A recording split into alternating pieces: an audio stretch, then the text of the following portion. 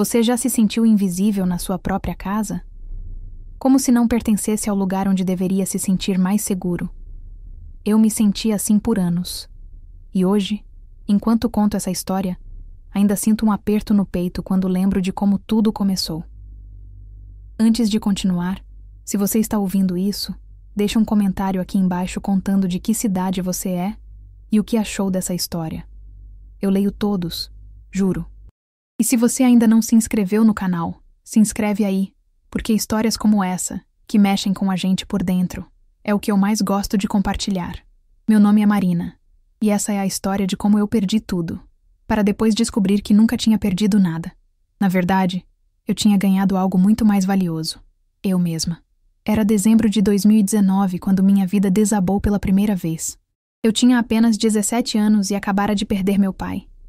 O homem que era meu porto seguro, meu maior apoiador, minha única família verdadeira. Câncer no pâncreas. Levou ele em 6 meses, do diagnóstico ao fim. Lembro de estar no hospital, segurando a mão dele, quando ele sussurrou: Marina, você é mais forte do que imagina. E lembra, tudo o que construí foi pensando em você. Eu não entendia completamente o que ele queria dizer na época. Achei que era só o jeito dele de me dar força para enfrentar o que viria. Carla chegou na nossa vida quando eu tinha 14 anos. Papai estava viúvo há 5 anos. Mamãe morreu em um acidente quando eu tinha 9, e eu acho que ele estava apenas cansado de estar sozinho. Carla era diferente da minha mãe em tudo. Mais nova, mais vaidosa, mais interessada em festas e viagens do que em conversar comigo sobre escola ou sonhos. No começo, ela até tentava ser legal comigo. Mas eu sentia algo estranho nela, uma frieza por trás do sorriso. Quando papai não estava por perto, ela mal me dirigia a palavra. E quando ele tentava incluir ela nas nossas tradições, como nossa sessão de filme aos domingos ou nossos passeios no parque, ela sempre encontrava uma desculpa. Ah, amor, você sabe que tenho alergia à pipoca, dizia ela quando papai sugeria cinema em casa. Que tal irmos jantar naquele restaurante novo? Só nós dois? Papai sempre cedia. E eu sempre ficava em casa, sozinha, assistindo nossos filmes favoritos e fingindo que não me importava. Após o casamento deles, as coisas pioraram gradualmente. Carla começou a fazer comentários sutis sobre mim na frente de papai. Marina está muito rebelde ultimamente. Acho que ela precisa aprender a ser mais independente. Não é saudável ela depender tanto de você. Eu tentava me defender, mas papai sempre dizia: Carla só quer o melhor para você, filha. Ela tem razão sobre você precisar ser mais independente. A verdade é que Carla era esperta. Muito esperta. Ela nunca me maltratava na frente dele. Era sempre sutil, sempre calculado. Um comentário aqui, um olhar ali, uma insinuação acolá. E papai, coitado, estava tão apaixonado que não conseguia ver. Quando ele ficou doente, eu me tornei praticamente sua cuidadora. Carla dizia que não levava jeito para essas coisas e que era muito sensível para ver ele sofrendo.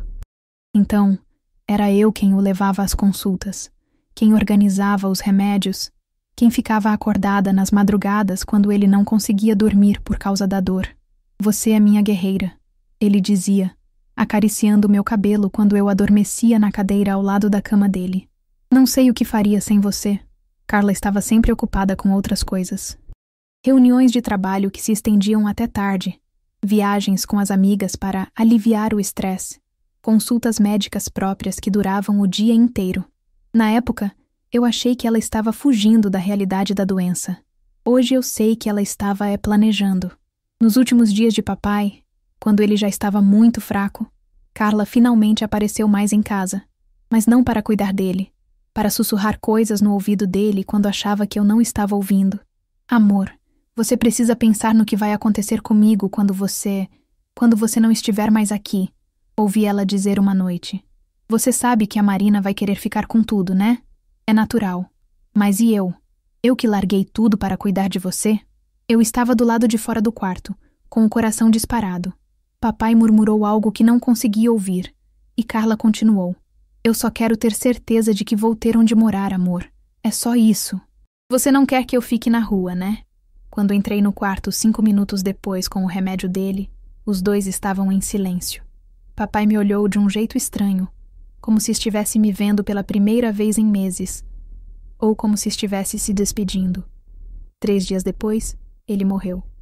E minha vida real começou. O funeral foi uma encenação. Carla chorou tanto que tiveram que segurar ela para não cair dentro do caixão. As pessoas comentavam como ela estava destruída, como tinha sido uma esposa dedicada. Como eu, tinha sorte de ter uma madrasta tão carinhosa para me cuidar agora. Eu não chorei no funeral. Não porque não estivesse devastada, eu estava completamente perdida, mas porque algo dentro de mim estava em estado de alerta máximo, como um animal que sente o predador por perto. Uma semana depois do enterro, Carla me chamou para uma conversa séria na sala. Ela estava vestida diferente, mais formal, mais fria, como se estivesse indo a uma reunião de negócios. Marina, querida, nós precisamos conversar sobre o futuro. Ela começou, e eu senti meu estômago revirar. Você sabe que eu te amo como uma filha, né? Mas as coisas vão mudar agora. Ela pegou alguns papéis da mesa de centro e colocou na minha frente. Eu não entendia nada de documentos legais na época, mas uma coisa ficou clara. A casa estava no nome dela. A empresa do meu pai estava no nome dela. A conta bancária estava no nome dela. Como assim? Perguntei com a voz tremendo. Papai sempre disse que ia deixar tudo para mim. Carla suspirou, como se estivesse tendo paciência com uma criança birracenta. Marina, seu pai estava muito doente nos últimos meses. Ele não estava pensando com clareza. Eu o convenci a colocar tudo no meu nome para facilitar as coisas, entende? Para não ter problemas com o inventário, essas coisas burocráticas. Mas eu sou filha dele, eu disse, sentindo as lágrimas finalmente chegarem. Eu cuidei dele. Eu fiquei do lado dele quando você nem aparecia em casa. O rosto dela mudou completamente.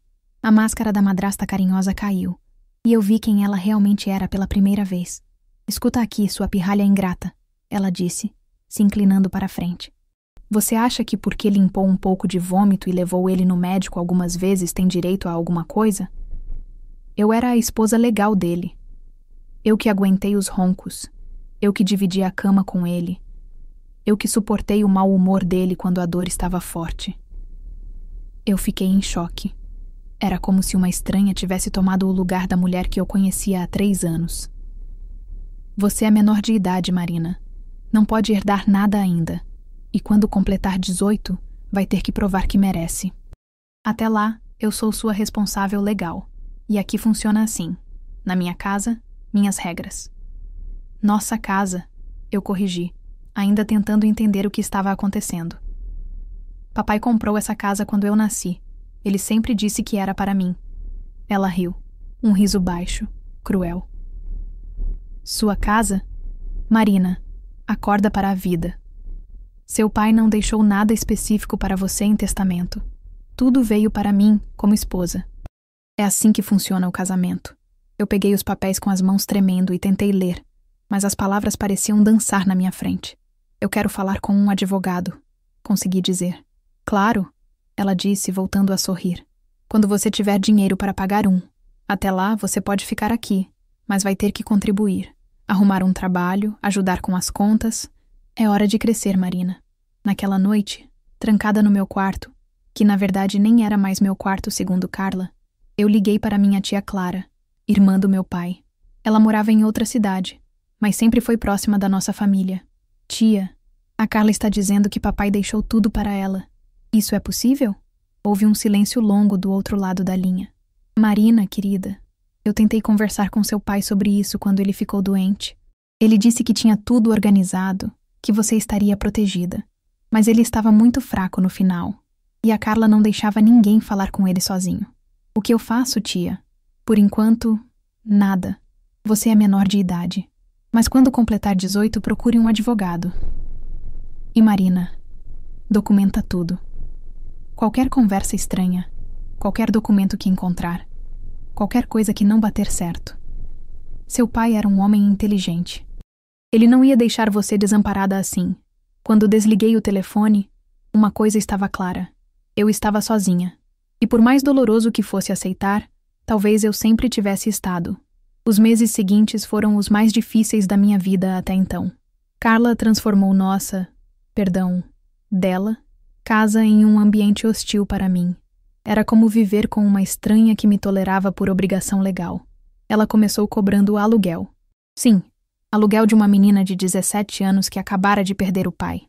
É para você aprender responsabilidade, ela dizia. Seu pai te mimou demais. No mundo real, nada é de graça. Consegui um emprego meio período numa lanchonete perto da escola. O salário mal dava para o aluguel que ela cobrava, que coincidentemente era quase exatamente o que eu ganhava. Eu comecei a suspeitar que não era coincidência nenhuma. A casa começou a mudar fisicamente também. Carla tirou todas as fotos da minha mãe das paredes. Disse que era hora de seguir em frente e que ficar vivendo no passado não era saudável. As fotos da minha infância com papai foram para uma caixa no porão. Os livros dele que eu sempre lia sumiram.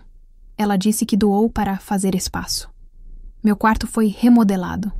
Carla disse que precisava de um escritório em casa e que meu quarto era o mais adequado. Eu fui transferida para o quarto menor, que era praticamente um depósito. Tinha espaço apenas para uma cama de solteiro e uma pequena cômoda. Minhas coisas tiveram que ser drasticamente reduzidas. É temporário, ela disse, mas eu sabia que não era. O pior de tudo eram os finais de semana. Carla começou a receber visitas. Homens diferentes, sempre elegantes, sempre interessados na viúva jovem com uma bela herança. Ela fazia questão de fazer comentários na minha frente sobre como era livre agora e como não tinha mais ninguém segurando suas asas. Uma dessas visitas, um homem chamado Roberto, chegou a sugerir que eu deveria encontrar meu próprio caminho e não ficar dependendo da bondade dos outros. Carla riu e disse: "Pois é, Roberto. Eu sempre digo que jovens precisam aprender a se virar sozinhos. Eu estava ali, servindo café para eles, porque agora eu também era a empregada da casa, e senti uma raiva tão intensa que tive que sair da sala para não explodir. Na escola, as coisas não estavam melhores. Eu sempre fui uma boa aluna, mas com tudo o que estava acontecendo, minhas notas começaram a cair. Eu chegava em casa tarde por causa do trabalho, fazia os afazeres domésticos que Carla insistia que eram minha responsabilidade, e só conseguia estudar de madrugada. Meus amigos começaram a se afastar. Eu não podia mais sair com eles. Não tinha dinheiro nem tempo livre. Quando tentava explicar a situação, eles não entendiam. Como assim ela cobra aluguel de você? Você não é filha dela? Era complicado demais para explicar. E eu estava cansada demais para tentar. A professora de história, Dona Marta, foi a única que percebeu que algo estava errado. Um dia, depois da aula, ela me chamou para conversar. "Marina, o que está acontecendo? Você sempre foi uma das melhores alunas da turma e ultimamente eu desabei." Contei tudo. A morte do papai, Carla ficando com tudo, o aluguel, o trabalho, a sensação de estar vivendo como uma estranha na própria casa. Dona Marta me ouviu em silêncio. E quando terminei, ela disse: "Marina, você já pensou em procurar o conselho tutelar? Ou algum parente que possa te ajudar? Minha tia mora longe e tem os próprios problemas, e Carla tecnicamente não está fazendo nada ilegal. Ela me dá comida e teto, não me bate. É só que ela está destruindo você por dentro", Dona Marta completou. "Isso também é uma forma de maus tratos, Marina. Mas eu tinha medo. Medo de que se eu denunciasse Carla, ela me expulsasse de casa e eu não tivesse onde ir. Medo de que ninguém acreditasse em mim. Afinal, para todo mundo, ela era a viúva corajosa cuidando da enteada rebelde. O que eu não sabia era que meus medos estavam prestes a se tornar realidade, mas de uma forma que eu nunca imaginei. Completei 18 anos em junho de 2020. Foi o aniversário mais triste da minha vida. Nenhum bolo, nenhuma festa, nenhum presente. Carla nem mencionou a data. Eu trabalhei no turno da manhã na lanchonete e cheguei em casa esperando pelo menos um parabéns. Em vez disso, encontrei 2 malas prontas na porta do meu quarto. "O que é isso?" perguntei, sentindo o coração disparar. Carla estava na sala, bebendo uma taça de vinho, mesmo sendo 3 da tarde. Ela me olhou como se eu fosse um móvel que estava incomodando a decoração. "Marina, agora que você é maior de idade, nossa situação mudou", ela disse sem levantar da poltrona. "Eu não sou mais sua responsável legal. E, sinceramente, não aguento mais essa energia negativa que você traz para casa. Energia negativa? Eu trabalho, pago aluguel, faço tudo que você pede. É exatamente isso, ela disse, se levantando. Você faz tudo como se fosse uma obrigação chata, sempre com cara amarrada, sempre me olhando como se eu fosse a vilã da história. Eu estou cansada de me sentir mal na minha própria casa. Eu fiquei em choque. Esta casa foi do meu pai. Eu cresci aqui. Esta é minha casa também. Era a casa do seu pai, ela corrigiu, enfatizando o tempo verbal. Agora é minha. E eu quero que você saia. Para onde eu vou? Perguntei, sentindo as pernas fraquejarem. Eu não tenho nenhum lugar. Isso não é problema meu, Marina. Você é adulta agora. Se vira. Eu caí no sofá, tentando processar o que estava acontecendo. Carla, por favor. Eu sei que a gente não se dá bem, mas eu posso mudar. Eu posso... Não. Ela me interrompeu. Chega. Eu já aguentei você por tempo demais. Toda vez que olho para você, lembro do seu pai doente. Lembro daqueles meses horríveis. Eu quero seguir em frente. E não consigo com você aqui. A crueldade daquelas palavras me atingiu como um soco. Você está me expulsando porque eu lembro você do homem que você disse amar? Eu amava seu pai, mas ele se foi. E você... Você é um peso, Marina. Sempre foi. Mesmo quando ele estava vivo, você sempre foi um empecilho. Naquele momento, algo dentro de mim quebrou definitivamente. Não era só raiva ou tristeza. Era uma compreensão profunda de que nunca, nem por um segundo, ela tinha me considerado família. Eu cuidei dele quando você não estava, eu disse, com a voz mais firme do que sentia por dentro. Eu que segurei a mão dele quando a dor estava insuportável. Eu que limpei quando ele vomitava. Eu que fiquei acordada com ele nas madrugadas em claro. E daí? Ela respondeu. Isso não te dá direito a nada. Ele escolheu se casar comigo, não com você. A frieza daquelas palavras me deixou sem chão. Peguei as malas e me dirigi à porta. Mas antes de sair, me virei uma última vez. Carla, você pode ficar com a casa, com o dinheiro, com tudo. Mas uma coisa você nunca vai ter. Você nunca vai ter as memórias que eu tenho com ele. Você nunca vai ser amada como eu fui amada por ele. E no fundo, você sabe disso. Ela jogou a taça de vinho na minha direção. Por sorte, errou. Sai da minha casa, ela gritou. E não volta nunca mais. Nunca. Eu saí e a porta bateu atrás de mim. Sentei na calçada com as 2 malas ao lado e chorei como não chorava desde o funeral do papai. Mas desta vez, não era só tristeza. Era a compreensão de que eu estava realmente sozinha no mundo. Liguei para minha tia Clara, mas a ligação foi direto para o correio de voz. Tentei alguns amigos da escola, mas percebi que não tinha amigos de verdade há meses. Eu tinha me isolado demais. Quando a noite chegou, caminhei até a única opção que me restava. Um albergue para jovens em situação de vulnerabilidade no centro da cidade. O lugar era limpo, mas básico. Um quarto compartilhado com outras 6 garotas, todas com histórias parecidas com a minha. Naquela primeira noite no albergue, deitada numa cama que não era minha, num lugar que não conhecia, rodeada de estranhas, eu fiz uma promessa para mim mesma. Eu ia sobreviver, ia crescer. E um dia, de alguma forma, ia descobrir a verdade sobre o que meu pai realmente queria para mim. Eu não sabia como, mas sabia que aquilo não podia ser o fim da história. Os primeiros meses no albergue foram os mais desafiadores da minha vida. Acordar às 6h, disputar banheiro com outras 6 garotas, trabalhar 8 horas na lanchonete, voltar cansada para um lugar que não era meu, tudo isso enquanto tentava terminar o ensino médio. Mas sabe o que acontece quando você perde tudo? Você descobre do que realmente é feito.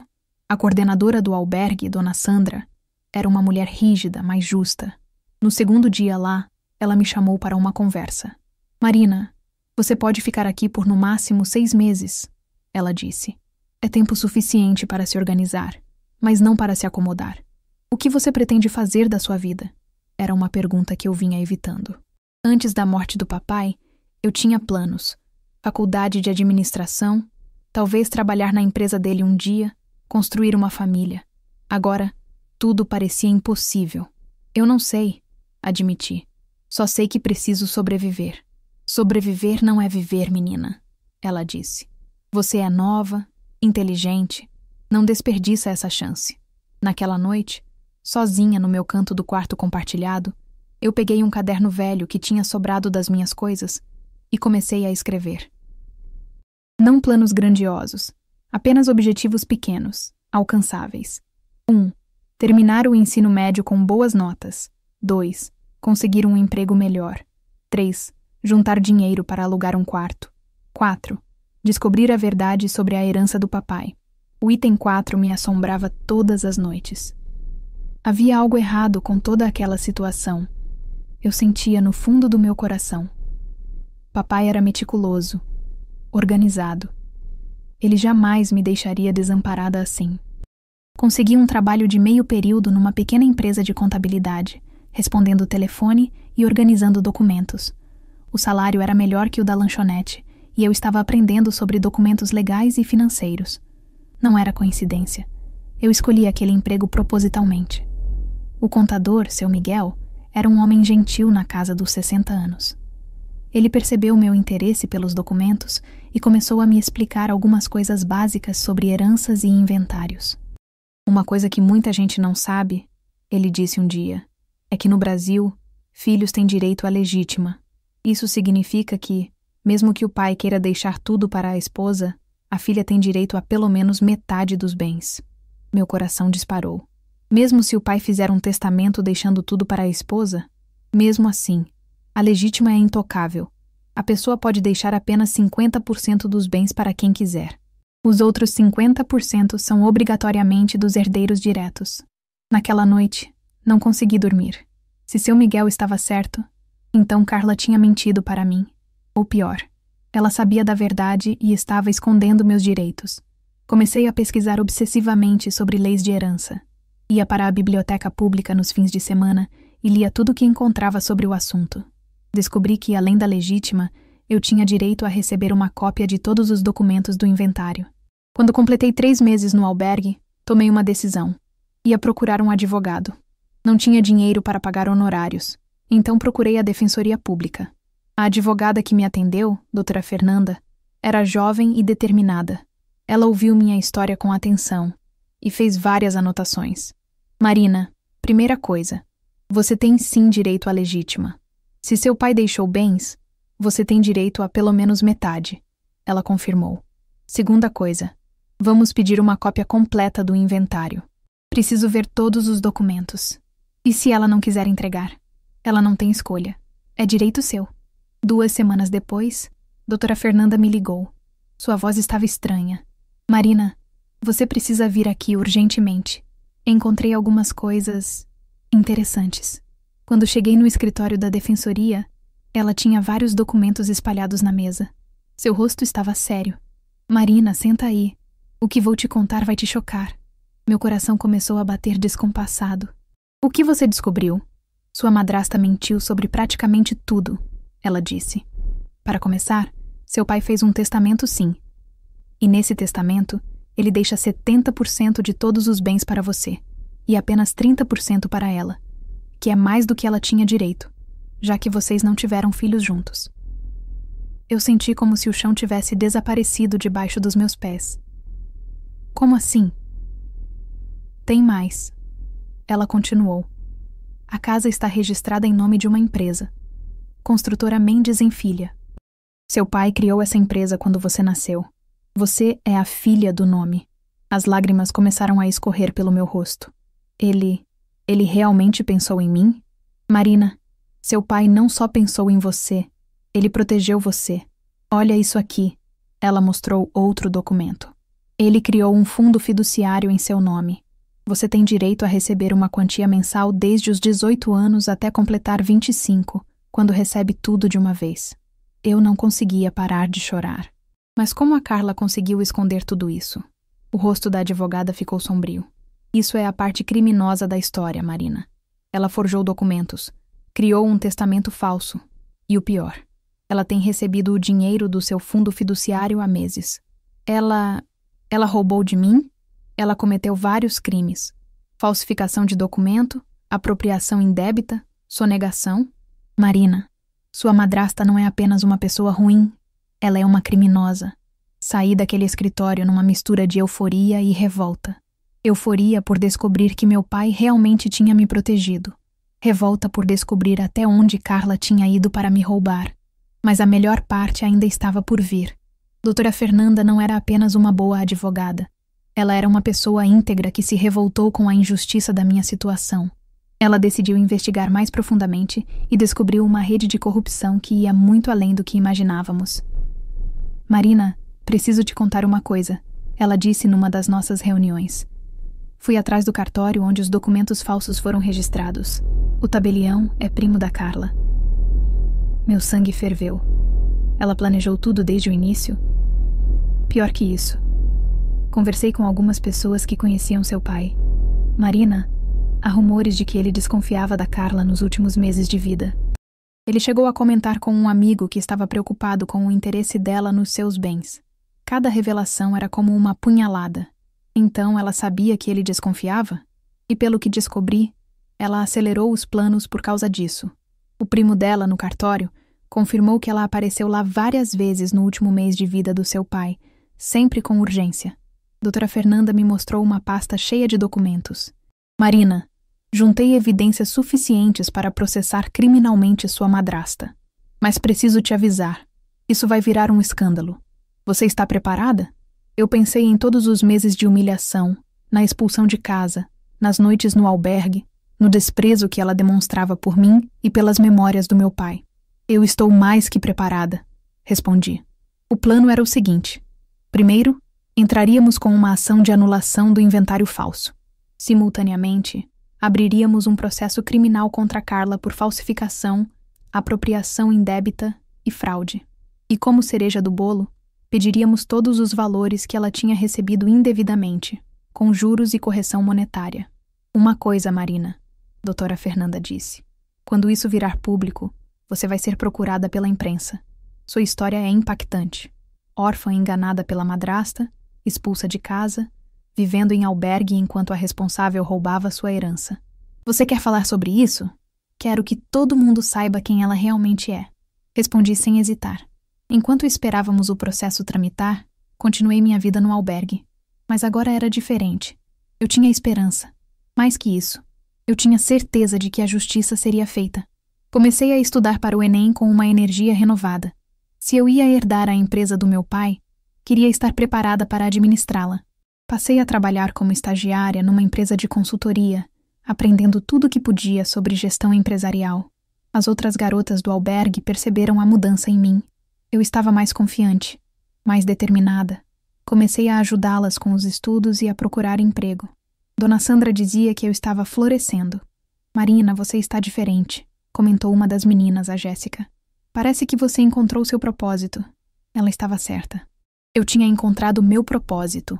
Não apenas recuperar o que era meu por direito, mas garantir que Carla pagasse por cada mentira, cada humilhação, cada noite que me fez sentir que eu não valia nada. 3 meses depois de iniciarmos o processo, doutora Fernanda me ligou com a voz trêmula de emoção. Marina, conseguimos. O juiz deferiu nossa liminar. Todos os bens foram bloqueados, e a Carla foi notificada para restituir os valores que recebeu indevidamente. A notificação chegou à casa, à minha casa, numa manhã de terça-feira. Eu sei porque estava observando de longe. Sim, eu tinha começado a passar pela rua às vezes, não por nostalgia, mas para observar como Carla estava vivendo com o dinheiro que tinha me roubado. A casa estava irreconhecível. Ela tinha feito uma reforma completa. Piscina nova, jardim paisagístico, garagem ampliada para abrigar uma BMW que eu nunca tinha visto. Tudo pago com o dinheiro que deveria estar sustentando minha educação e meu futuro. Quando o oficial de justiça chegou, eu estava no café da esquina, fingindo ler um livro. Vi Carla abrir a porta de roupão, com cara de quem tinha acabado de acordar mesmo sendo 2 da tarde. Ela pegou os documentos com desdém, como se fosse mais uma conta para pagar. Demorou uns 5 minutos para a ficha cair. De repente, ela saiu correndo para a rua, de roupão mesmo, gritando para o oficial que já estava indo embora. Espera, tem algum engano? O que é isso? Mas o homem já tinha subido no carro e ido embora. Carla ficou parada na calçada, lendo e relendo os papéis, e eu pude ver o exato momento em que ela compreendeu o que estava acontecendo. O rosto dela ficou branco, branco como papel. Naquela noite, meu telefone tocou. Era um número desconhecido, mas eu sabia quem era. Alô? Marina? A voz dela estava desesperada, histérica. O que você fez? O que você fez? Oi, Carla. Respondi com a voz mais calma que consegui. Como você conseguiu meu número? Não vem com essa de cinismo comigo. Você sabe muito bem por que estou ligando. Esses papéis que chegaram aqui, essa história de processo, isso tudo é mentira. Mentira como o testamento que você forjou. Houve um silêncio mortal do outro lado da linha. Eu não sei do que você está falando, ela gaguejou. Carla, eu sei de tudo. Do testamento falso, do seu primo no cartório, do fundo fiduciário que você vem roubando há meses. Sei de tudo. Marina, escuta. A voz dela mudou, ficou suplicante. Vamos conversar como adultas. Você pode voltar para casa. A gente esquece essa história toda. Voltar para casa? Eu ri, mas não era um riso alegre. Você me expulsou, lembra? Disse que eu era um peso, que você não aguentava mais me ver porque eu lembrava você do homem que você dizia amar. Eu estava nervosa. Não era isso que eu queria dizer. Não era? Então por que você nunca tentou me procurar? Foram 6 meses, Carla. 6 meses que você sabia que eu estava vivendo num albergue e você não moveu um dedo para saber se eu estava viva ou morta. Ela começou a chorar. Marina, por favor. Você não entende. Eu também estava sofrendo. Perdi meu marido. Você perdeu seu marido. Eu perdi meu pai. A diferença é que você estava interessada na herança dele. Eu estava interessada nas memórias que tinha com ele. Eu posso explicar tudo. Pode explicar para o juiz. Eu disse, e desliguei. Minhas mãos estavam tremendo, mas não era de medo. Era de uma mistura de raiva e satisfação que eu nunca tinha sentido antes. Pela primeira vez em meses, Carla estava sentindo o que eu senti. Desespero, medo, a sensação de estar perdendo tudo. Na semana seguinte, o primeiro processo correu rápido. Com todas as evidências que doutora Fernanda tinha reunido, foi fácil provar a fraude. O juiz anulou o inventário falso e determinou que fossem seguidos os termos do testamento verdadeiro. Mas o melhor ainda estava por vir. A primeira reportagem saiu no jornal local 2 semanas depois. Jovem descobre que foi roubada pela própria madrasta. A história se espalhou rapidamente. Em poucos dias, emissoras de TV queriam me entrevistar. Eu aceitei todas. Cada programa, cada entrevista, cada oportunidade de contar minha versão da história. Na primeira entrevista para a TV, o repórter me perguntou: Marina, o que você sentiu quando descobriu que sua madrasta tinha forjado documentos para roubar sua herança? Eu senti que finalmente entendia porque meu pai sempre dizia que eu era mais forte do que imaginava. Respondi. Ele sabia que um dia eu ia precisar dessa força para lutar pelo que é meu. A entrevista teve grande repercussão. Pessoas começaram a me reconhecer na rua, a me mandar mensagens de apoio. Minha história tocou em algo universal. A injustiça, a traição de quem deveria nos proteger, a luta do mais fraco contra o mais forte. Mas a melhor parte era ver o efeito que isso estava tendo em Carla. Porque o problema de crimes como os que ela cometeu é que eles deixam rastros. E quando sua história se torna pública, outras pessoas que foram prejudicadas começam a aparecer. Foi assim que descobrimos que Carla tinha um histórico. Ela tinha se casado 2 vezes antes do meu pai. O primeiro marido tinha morrido em circunstâncias suspeitas, aparentemente um acidente doméstico, e ela tinha herdado tudo. O segundo casamento tinha terminado em divórcio, mas só depois que ela tinha conseguido se apossar de boa parte dos bens dele através de manobras legais questionáveis. Meu pai tinha sido a 3ª vítima. Marina, sua madrasta é uma viúva negra profissional. Doutora Fernanda me disse quando soube dessas informações. Ela escolhe homens mais velhos, com patrimônio, sem filhos, ou com filhos que ela possa manipular ou afastar. É um modus operandi. A descoberta foi devastadora e libertadora ao mesmo tempo. Devastadora porque significava que meu pai tinha sido enganado por uma predadora experiente. Libertadora porque me fez entender que nada do que aconteceu foi culpa minha ou dele. Éramos apenas vítimas de alguém que fazia disso um modo de vida. As autoridades abriram uma investigação sobre as outras mortes e casamentos de Carla. A imprensa começou a chamá-la de A Viúva Negra de São Paulo. Sua foto estava nos jornais, na TV, na internet, e eu estava assistindo tudo do meu novo apartamento. Sim, eu tinha conseguido sair do albergue. Com o processo em andamento, consegui um empréstimo bancário usando meus direitos hereditários como garantia. Era um apartamento pequeno, simples, mas era meu. Pela primeira vez em quase um ano, eu tinha privacidade, dignidade, um lugar que era realmente meu. Uma noite, estava assistindo ao jornal quando vi uma notícia que me fez parar de respirar. Mulher acusada de fraudar heranças é presa preventivamente. Carla tinha sido presa.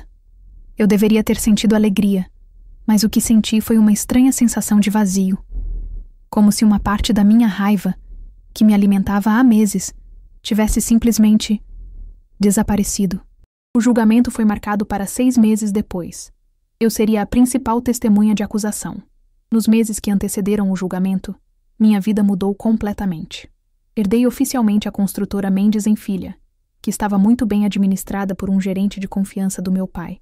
Descobri que a empresa tinha crescido significativamente nos últimos anos. Papai era muito melhor nos negócios do que eu imaginava. Comecei a frequentar a empresa regularmente, aprendendo sobre o negócio, conhecendo os funcionários, entendendo como meu pai havia construído tudo aquilo. Era como descobrir uma parte dele que eu não conhecia. Seu pai falava muito de você, me disse seu João, o gerente. Ele dizia que você tinha a inteligência da mãe e a determinação dele, que um dia essa empresa seria sua e você a levaria muito longe. Essas palavras me emocionaram mais do que toda a herança material. Saber que ele acreditava em mim, que tinha planos para nosso futuro juntos, me deu uma força que eu não sabia que tinha. Comecei a estudar administração na universidade, finalmente realizando um sonho que parecia impossível meses antes. Minha vida estava finalmente nos trilhos. Na véspera do julgamento, doutora Fernanda me ligou. Marina, a advogada da Carla quer propor um acordo. Ela se declara culpada de todos os crimes em troca de uma pena reduzida. E o que você acha? Depende do que você quer. Justiça ou vingança? Era uma pergunta profunda. O que eu realmente queria? Eu quero que ela assuma publicamente o que fez. Respondi depois de pensar bastante. Quero que ela admita que mentiu sobre meu pai, que me roubou, que me expulsou de casa sabendo que eu não tinha para onde ir. Eu quero que o mundo inteiro saiba quem ela realmente é. Então não aceita o acordo? Não aceito. O julgamento foi um espetáculo. A mídia estava lá, o tribunal lotado. Quando entrei para depor, vi Carla pela primeira vez, desde que ela me expulsou de casa. Ela estava irreconhecível. Magra, cabelos desalinhados, sem maquiagem. O tempo na prisão não tinha sido gentil com ela. Quando nossos olhares se encontraram, ela baixou os olhos imediatamente. Meu depoimento durou 2 horas. Contei tudo, desde os primeiros sinais de frieza dela até a expulsão de casa, passando pela descoberta da fraude e pelos meses no albergue. Falei sobre meu pai, sobre como ela havia desonrado a memória dele, sobre como ela tinha transformado nossa casa num ambiente hostil para mim. Quando terminei, até o juiz estava visivelmente emocionado. A advogada de Carla tentou me desqualificar durante o contra-interrogatório, insinuando que eu era uma adolescente revoltada que estava inventando histórias por ganância. Mas as evidências eram irrefutáveis. Os documentos forjados, os depoimentos das testemunhas, os registros bancários mostrando que ela havia recebido dinheiro que não era dela. Quando chegou a vez de Carla depor, ela tentou uma última cartada. Fingir arrependimento. Eu estava em luto, ela disse chorando. Perdi meu marido. Não estava pensando claramente. A Marina sempre foi como uma filha para mim. Jamais faria mal a ela propositalmente. Eu quase ri. Até o final, ela continuava mentindo. O promotor foi implacável. A senhora pode explicar então por que falsificou a assinatura do falecido em documentos oficiais? Por que criou um testamento falso? Por que expulsou a menor de idade de casa logo depois que ela completou 18 anos? Carla não soube responder. Ou melhor, não conseguiu inventar mais mentiras convincentes. O julgamento durou 3 dias. No final, o juiz a condenou a 8 anos de prisão por falsificação de documento, apropriação indébita, fraude e abuso de vulnerável. Além disso, ela teria que devolver todo o dinheiro que tinha roubado, com juros e multa. Quando a sentença foi lida, Carla desabou. Literalmente caiu no chão, gritando que era inocente, que estava sendo perseguida, que eu tinha inventado tudo por vingança. Eu assistia a tudo em silêncio. Não senti alegria, não senti raiva. Senti alívio, como se finalmente pudesse respirar depois de meses prendendo a respiração. Nader. Capítulo 10. A nova vida. 2 anos se passaram desde o julgamento. Carla está cumprindo sua pena. E eu raramente penso nela. Minha vida seguiu em frente de uma forma que eu jamais imaginei. A construtora Mendes em Filha se tornou uma das empresas de construção mais respeitadas da região. Implementei políticas de responsabilidade social, programas de estágio para jovens em vulnerabilidade, projetos habitacionais populares.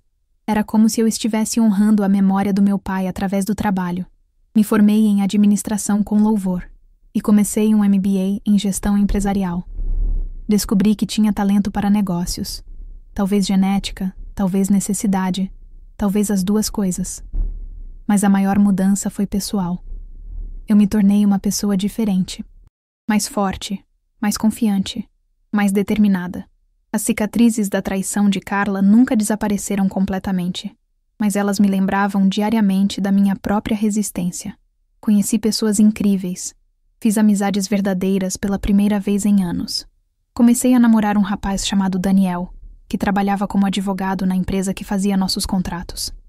Ele conhecia minha história e me admirava não apesar do que eu tinha passado, mas por causa de como eu tinha superado.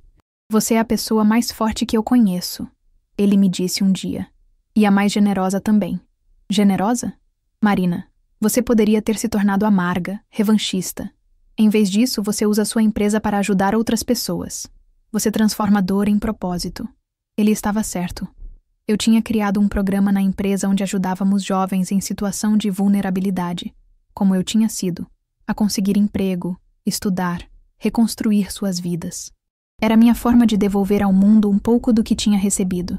6 meses atrás, recebi uma carta na prisão. Era de Carla.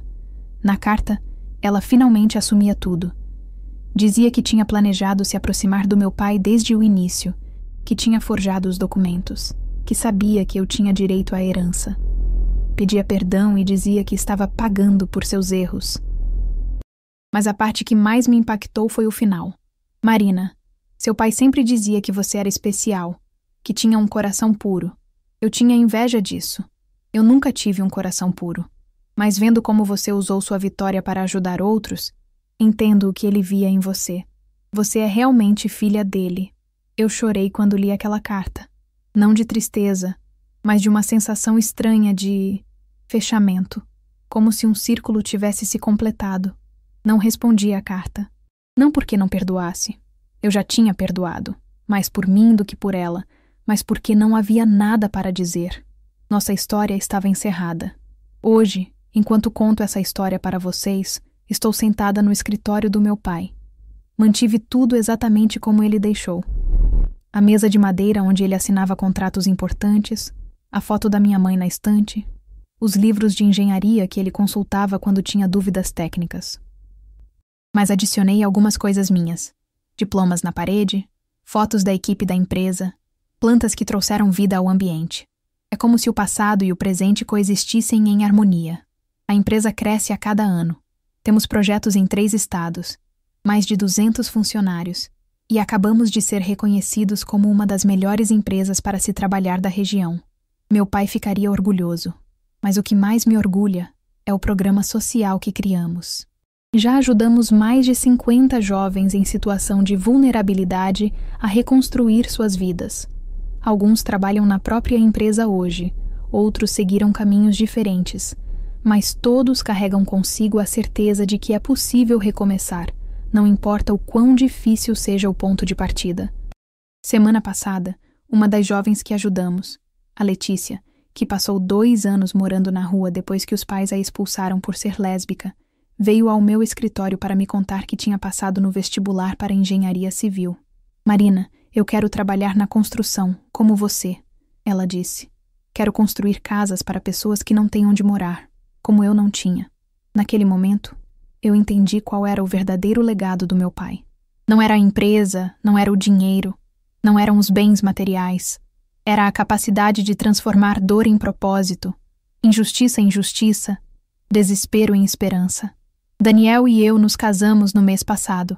A cerimônia foi simples, na chácara que comprei no interior, um lugar onde posso descansar e me reconectar comigo mesma quando a vida corporativa fica muito intensa. Durante os votos eu disse: Daniel, você me ama não apesar das minhas cicatrizes, mas incluindo elas. Porque foram essas cicatrizes que me ensinaram a valorizar o amor verdadeiro quando ele apareceu. Na plateia, vi Dona Sandra, do albergue, Doutora Fernanda, seu Miguel da contabilidade, colegas da empresa, amigos da universidade. Pessoas que me acompanharam em diferentes etapas dessa jornada, que acreditaram em mim quando eu mesma duvidava. Tia Clara estava lá também. Ela se mudou para São Paulo no ano passado e agora é praticamente minha mãe adotiva.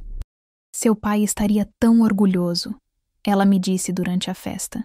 Você se tornou tudo o que ele sempre soube que você poderia ser. Às vezes, pessoas me perguntam se eu sinto ódio da Carla. A resposta é não. Não porque ela não mereça. Ela merece tudo o que aconteceu com ela. Mas porque o ódio é um veneno que mata quem carrega, não quem é odiado. Carla me fez um favor sem saber. Ela me mostrou que eu era muito mais resiliente do que imaginava. Me ensinou que família não é quem compartilha o mesmo sangue ou mora na mesma casa. Família é quem fica ao seu lado quando tudo desaba. Me ensinou que dignidade não é algo que outros podem tirar de você. É algo que você escolhe manter, mesmo quando tudo ao seu redor desmorona.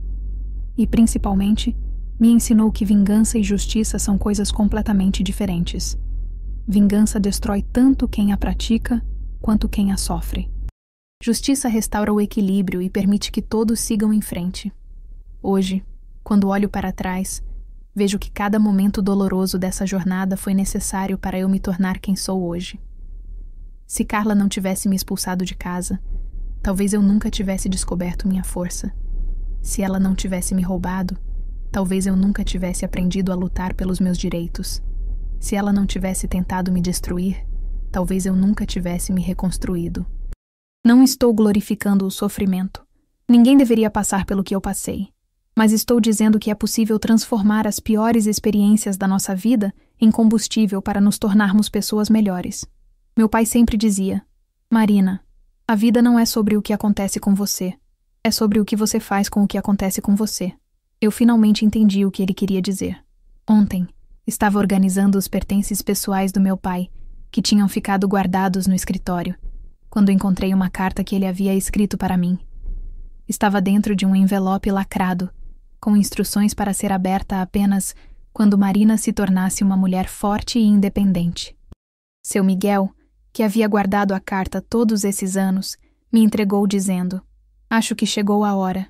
Na carta, papai escrevia: Minha querida Marina, se você está lendo isso, significa que se tornou a mulher forte e determinada que eu sempre soube que você seria. Significa que enfrentou desafios, superou obstáculos e descobriu seu próprio valor. Eu sei que a vida após minha partida não foi fácil para você. Suspeito que Carla mostrou sua verdadeira face quando eu não estava mais aqui para protegê-la. Espero que você tenha encontrado forças para lutar pelo que é seu por direito. Mas quero que saiba que a verdadeira herança que deixo para você não está nos papéis, nos bens ou no dinheiro. A verdadeira herança é a certeza de que você é amada incondicionalmente, de que é capaz de superar qualquer adversidade e de que tem o poder de transformar o mundo ao seu redor. Sua mãe e eu sonhávamos com o dia em que você cresceria e se tornaria uma pessoa íntegra, corajosa e generosa. Tenho certeza de que esse sonho se realizou. Seja feliz, minha filha. Construa uma vida cheia de amor, propósito e significado. E lembre-se sempre, você nunca esteve sozinha, porque o amor que sinto por você transcende a vida e a morte. Com todo o meu amor, papai. Quando terminei de ler, estava chorando. Mas eram lágrimas de gratidão, não de tristeza.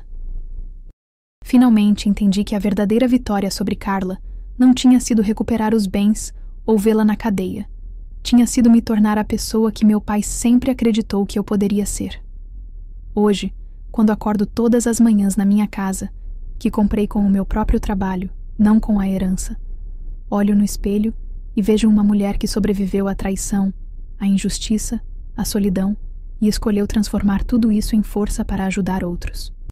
Vejo uma mulher que honra a memória do pai não apenas administrando bem os bens que ele deixou, mas principalmente vivendo segundo os valores que ele me ensinou. E quando a noite chega e eu me deito para dormir ao lado do homem que amo, na casa que construí, rodeada pela família que escolhi, eu sei que a maior herança que meu pai me deixou não estava em nenhum testamento. Estava dentro de mim o tempo todo. Obrigada por me acompanhar nessa jornada. Se você chegou até aqui, deixa um comentário contando o que achou da história e de que cidade você está me ouvindo. Suas mensagens são muito importantes para mim.